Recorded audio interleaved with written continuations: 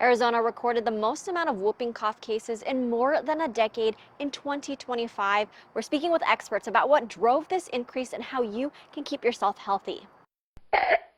It's an illness that's seen an increase across Arizona and at Phoenix Children's Hospital. Whooping cough, we are seeing numbers that are greater than what we've seen. The number of whooping cough cases or pertussis in 2025 were twice as high as the 5-year average and is the highest it's been in 12 years.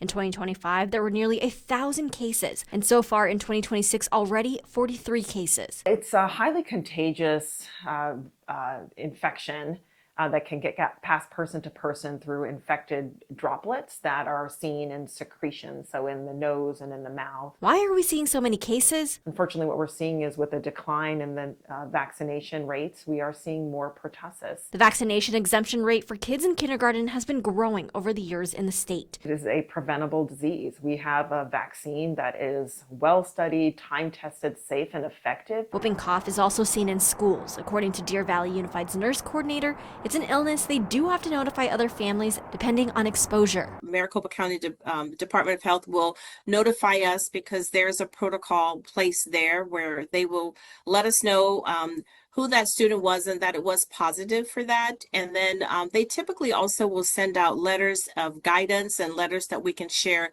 with parents or any of those that we feel have been exposed. The district says they have maintenance clean their schools in the evenings and rely on families to let them know if their children are sick. As it's still cold outside and we're still in respiratory illness season with the flu, COVID, RSV, they're urging families to take precautions. Hands are the number one way that germs get transmitted from one person to the next, and so we do encourage them to wash frequently. I'm Melanie Dow, ABC 15, Arizona.